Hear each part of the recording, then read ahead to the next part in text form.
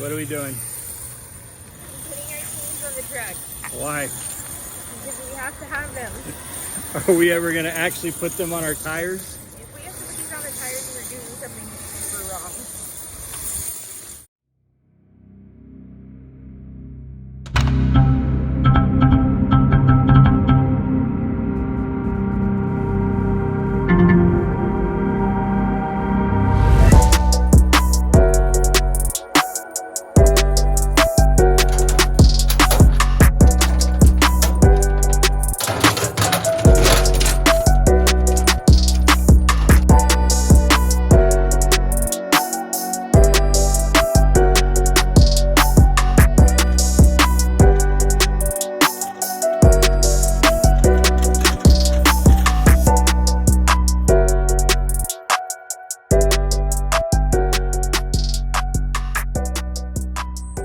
Hey YouTube, I'm Eric.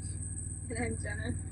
Jenna, the co-driver I mentioned the other day. We are a team truck, couple traveling down the road. Got our pups with us, although they're not on the truck right now because we're on home time. But you saw her dragging the chains. I want to show you something. She doesn't know I'm going to show you, but I just found this in the back of the truck.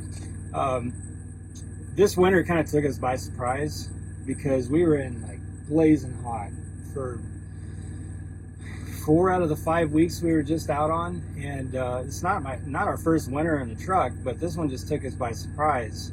I think it's just because we were so used to being in 90, 95, 100 degree, 110 degree weather for those first 3 or 4 weeks that at the end, it was like we were in hot all the time, and that as soon as the end of August came, it like surprised. We were not prepared. I didn't have anything on the truck in terms of jacket, hoodie, long sleeve, nothing. I had just t-shirts.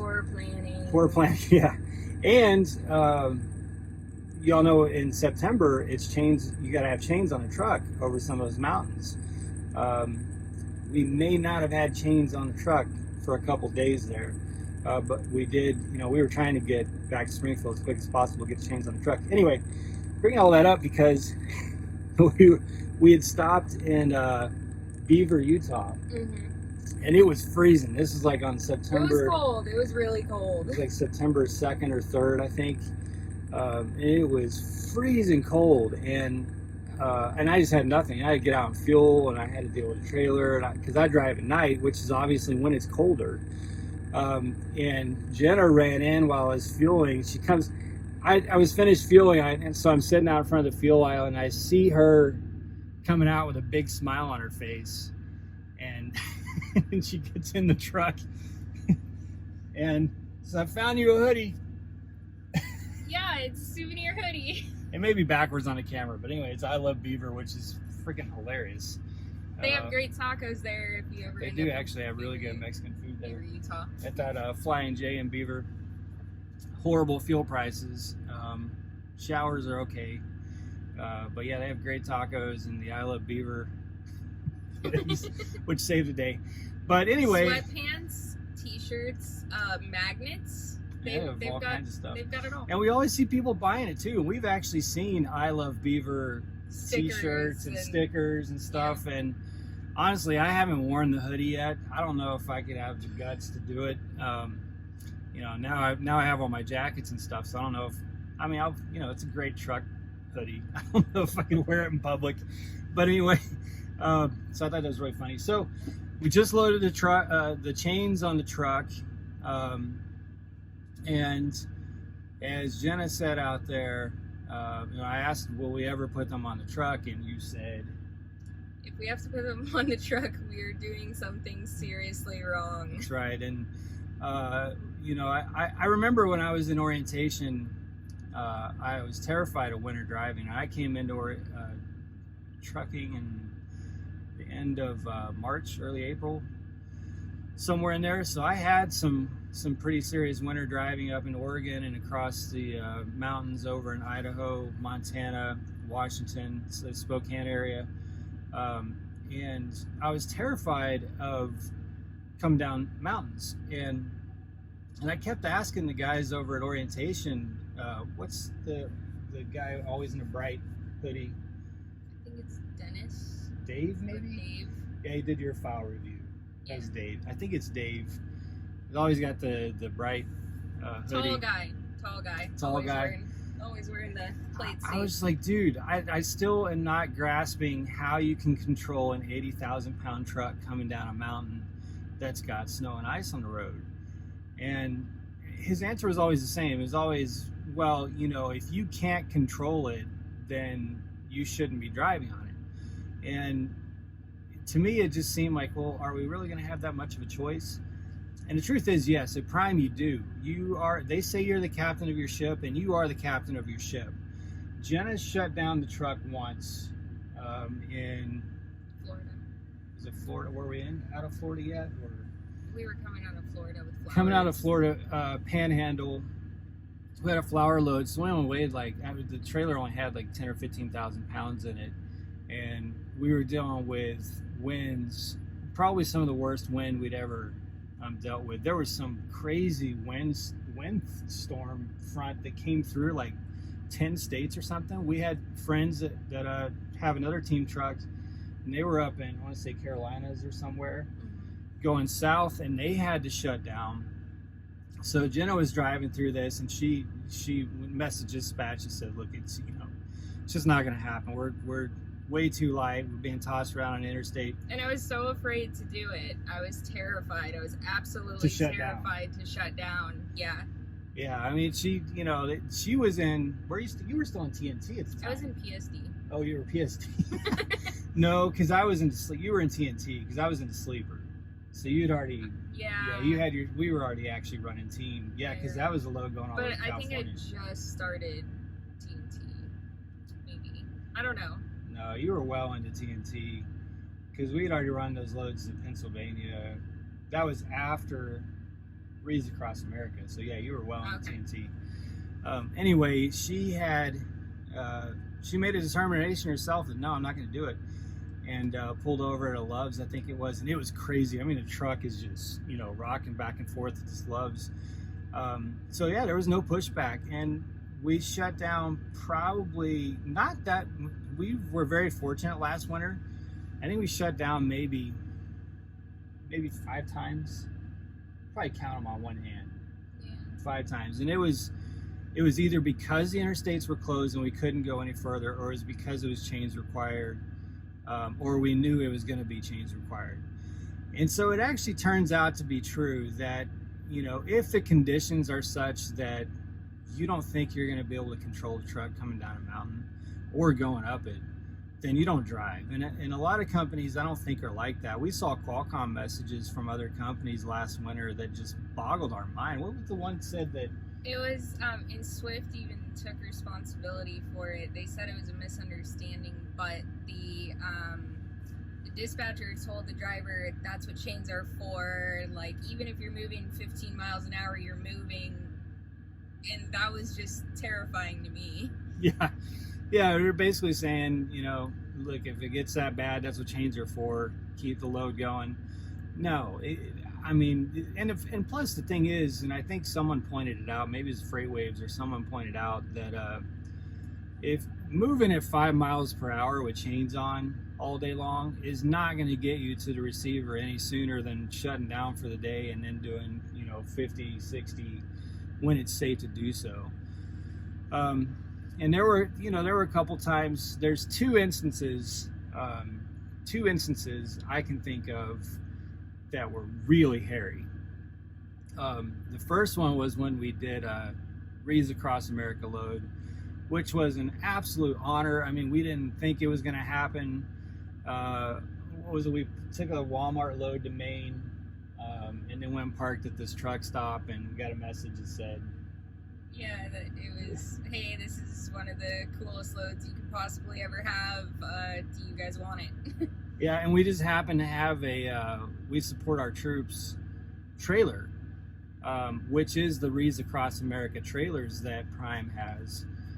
We had one of those with us, and we were right there in Maine, and they're like, hey, if you guys want this Wreaths Across America load, the pay wasn't super great, but we didn't care. I mean, we would have taken break even, just pay for our fuel or whatever. to take a Wreaths Across America load to us was like, you know, you did not have to twist our arm to get us to go do this load. It was awesome. Well, as we're on our way up to the area where you get the Wreaths, they go to these national parks, and we're actually going to do a video on Wreaths Across America soon. They go to national cemeteries, and they go on every grave site of one of our fallen heroes. So we're on our way up there, and it's like epic historic blizzard moving into the Northeast. You know, all the news stations, all the media, weather channels, our apps are blowing up. It's a bomb cyclone. Bomb cyclone, yeah. And we're headed to Maine, and guess where that load had to go? Was it? It was Riverside, California. Riverside, yeah, Riverside National Cemetery in Riverside, California.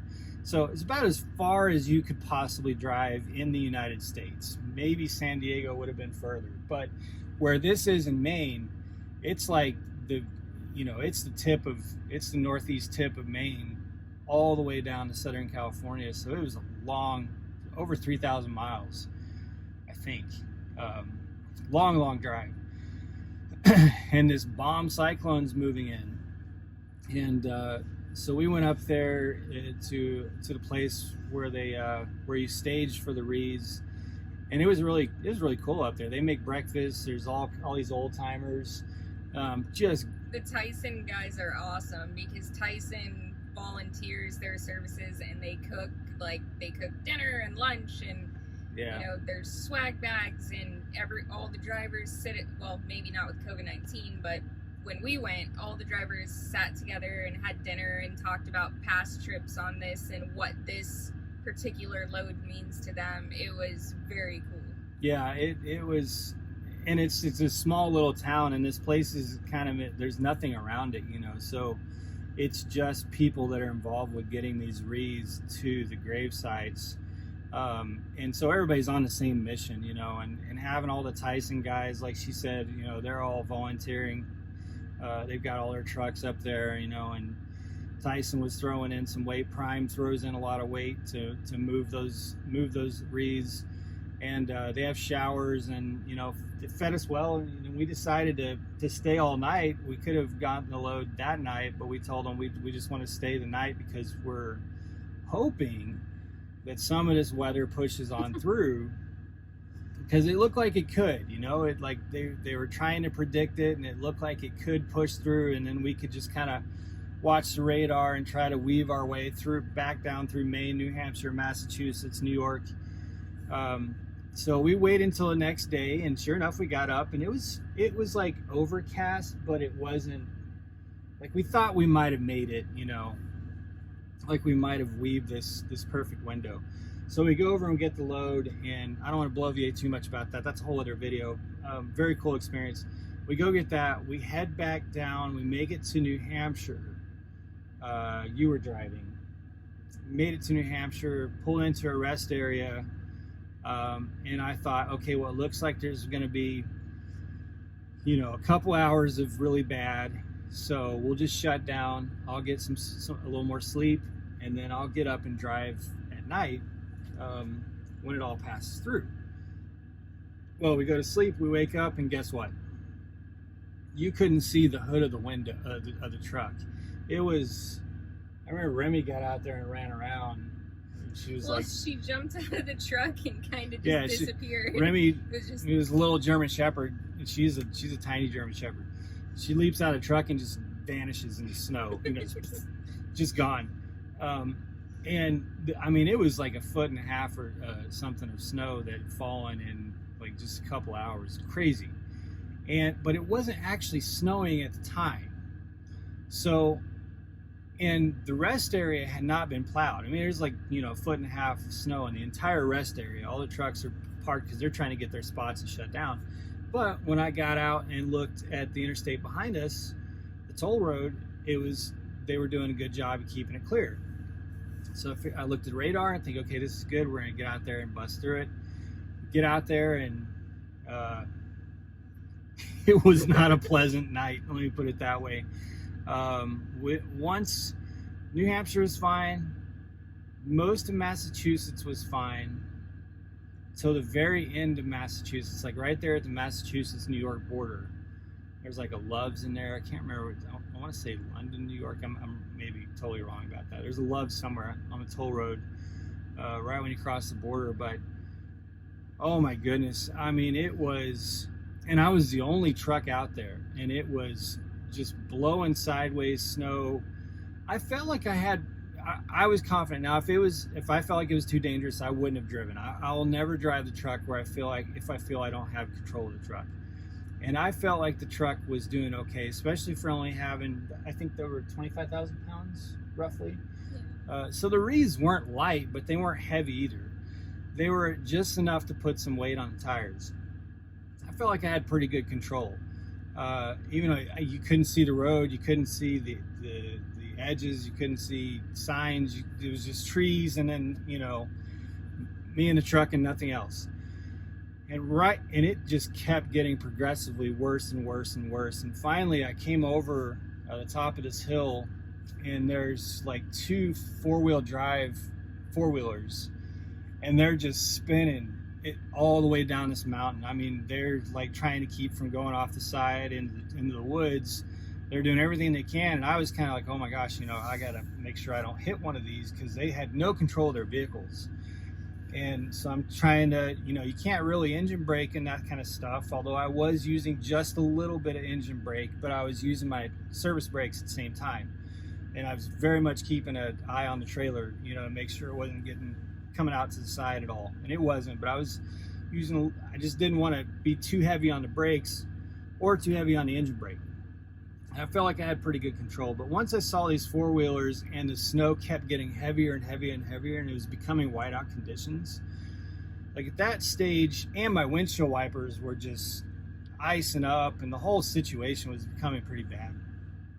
But as soon as I got down to the bottom of this hill, and I was about to try and exit and find a place to park for a little while, because it was just awful.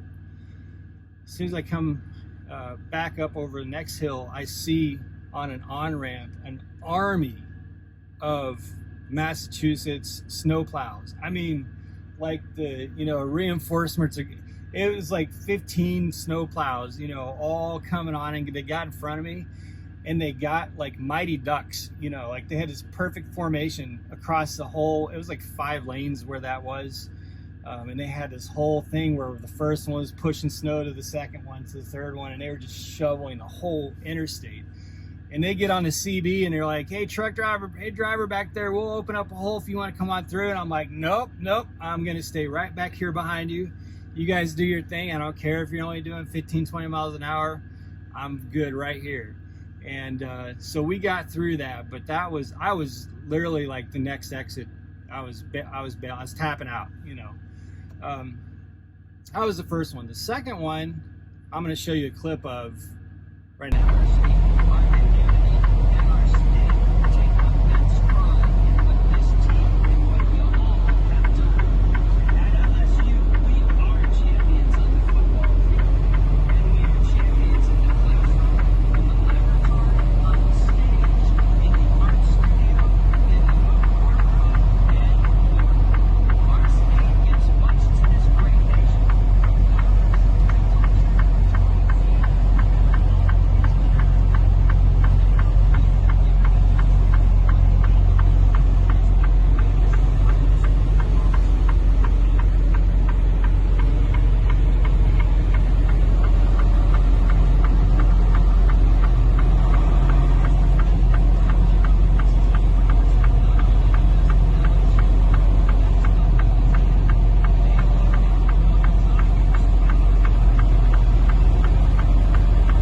Okay, so as you can see, it's pretty hairy.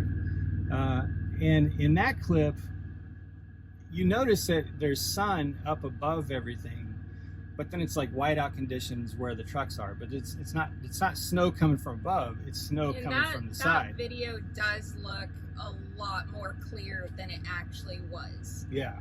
Because like iPhone, you know, like it records really clear videos, so it does not give justice to how little you could see during that drive. Yeah, visibility was substantially less than the video indicates, although the video looks pretty hairy. But the actual visibility when driving a truck, where I was driving, right? Yeah, she was filming that. She was in the passenger seat. But it was, we had a Chobani load that we picked up in Twin Falls, Idaho. And to New Albany. Yeah, to New Albany, New York. And it was another one of those, it looks like this monster's moving in. But the radar indicated we could stay ahead of it by maybe 50 or 60 miles. So we're like, okay, we're going to get out there on the road and stay ahead of it. We get out there, we stayed ahead of it for, I want to say, a couple hours. But we realized that when we got up into Wyoming, it was over. It was like we were not going to be able to go over Wyoming because they have those rolling closures. The alternative would have been I-70.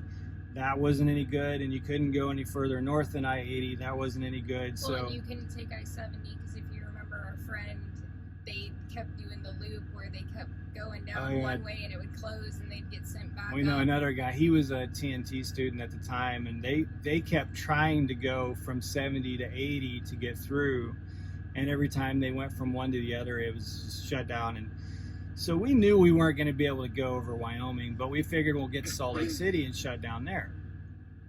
Stay ahead of this thing, get to Salt Lake City and shut down there. So we charge ahead. Now, you do start to turn south when you get close to Ogden. When you start crossing into Utah, you start to turn south. When we left Twin Falls, we were headed more east.